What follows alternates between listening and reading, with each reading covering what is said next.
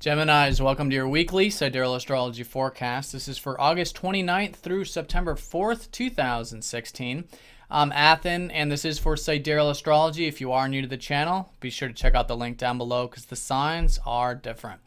All right, so Geminis, this week, very important. We have a solar eclipse taking place in your third house, your house actually, of our minds, of communication, of exchanging.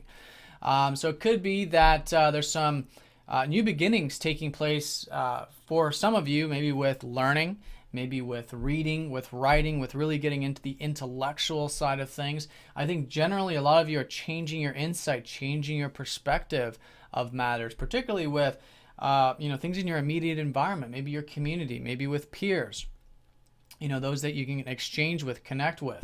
Some of you, this might have to do with exchanging in your life, such as through trade or business in that type of sense. So whatever it is, generally having to do with our perspective and having to do with communication and exchanging with others, this new beginning for you. And it's very transformative because, of course, it's a solar eclipse and it does involve the North Node, who is the solar eclipse sign, which is where the sun and moon intersect.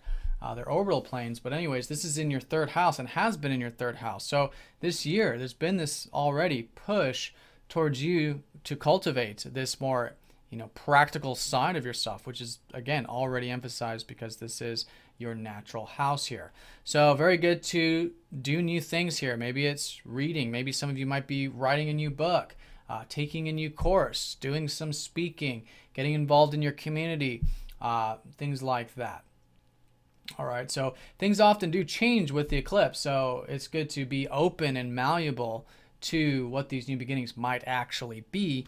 But I think definitely around Thursday, which will be the solar eclipse, good to set new intentions and have that shift of perspective there oriented towards that third house. Now, the solar eclipse is going to be challenging collectively speaking. It is going to be squaring up to Saturn, who's been squaring up to Neptune. So now forming this T-square here with this solar eclipse. Now, a lot of you have been hearing me talk about the importance of detachment, willingness to let go, to live in the present moment with the things we're building in life. And this is particularly being emphasized. So this is with Saturn in your sixth house, helping you get really disciplined with your routine, with your work life, with perhaps your health, your diet, your regimens, your personal development. But anything you do on that daily level. So that's a great area to challenge yourself with, as well as how you can challenge yourself with, again, that intellectual and communicative side to life. And take the slow and steady approach to things, the grounded approach. All right, so both of these areas, how they can be integrated. How can you bring in some of this routine, this personal development that hopefully you've been working on, and integrate it into this intellectual, generally third house stuff for you, whatever it is, however it's manifesting, right? And that's a great way of working with it, challenging yourself with that. Now, the Neptune in the ninth is that there's perhaps uncertainty or doubts about future things, about possibilities, maybe about the adventurous spirits of life, which might be quite idealized at the moment with Neptune there. And there's also with the South Node, old energies being released that have to do with that adventurous spirit or old philosophies or viewpoints or old perspectives. So the paradox with this is that these are really just two sides of the same coin, that this more practical everyday area that is certainly unfolding for you does require, of course, a bigger picture perspective, right? It does require open-mindedness and a willingness to live life in an adventurous sense. But to do that, it does require detachment. It does require that willingness to let go. And in order to cultivate this adventurous stuff, it does require a good practical insight, a good practical understanding of how things work and how to implement things in that immediate level. So, what is practical is possible, is essentially what these two houses represent.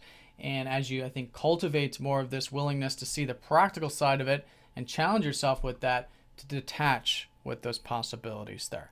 And in that way, can become balanced, can become integrated, and a willingness to even take the detached approach to your routine, right, and to these things you're building there, I think can also be helpful. So that's the T-square. The solar eclipse is also going to be trending up to Pluto, which has been that there's been positive transformation and change in your relationships, and this can be very supportive. I think there's a willingness to change in that department with your one-to-one connections with this solar eclipse, and maybe it's someone in your life supporting you. You know, something here with relationships and about change in relationships can be very supportive with this. All right, so that's the most important event. We do have your ruler, though, going retrograde this week on Tuesday. So as it is about 3 times a year, the time for you to reflect a bit, to rethink some things. And this will likely have to do with your home, family, and or health. Okay, this is your 4th house here where Mercury is going retrograde, which you do have a lot of potentials, a lot of possibilities with for the next year plus. You know, it's definitely opportunities and potentials for the home, the family, the health stuff, the roots. But with your ruler retrograde here now for the next few weeks, good time to rethink some of these things. Maybe redo some things having to do with that. And at the end of the week, Mercury will be conjoining up to Jupiter, so rethinking some of those potentials, some of those possibilities.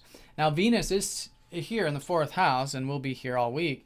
So this enjoyment, perhaps, of connecting to your roots, connecting to home, to family, to past, can certainly be emphasized. All right, so those are the major aspects this week. Like I said, the solar eclipse is going to be on Thursday there. Leading up to that, your Mercury retrograde. Good time to, you know, always, because it's your ruler, to rethink even what you're doing, you know, where you're putting your energy, and maybe, you know, write some things down, set some, you know, just write down in terms of what you're learning, and to really treat life as that learning arena. You know, open-mindedness can really go a long ways with that. But yeah, that's the most important event. Solar eclipse Thursday, and Mercury going over Jupiter as we approach the weekend.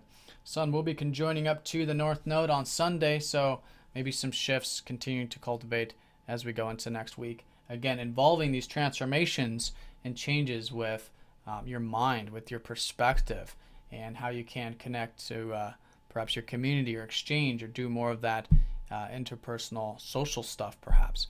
All right, so Gemini, I hope you guys have a fantastic week. Thank you for watching, and I'll see you all next week.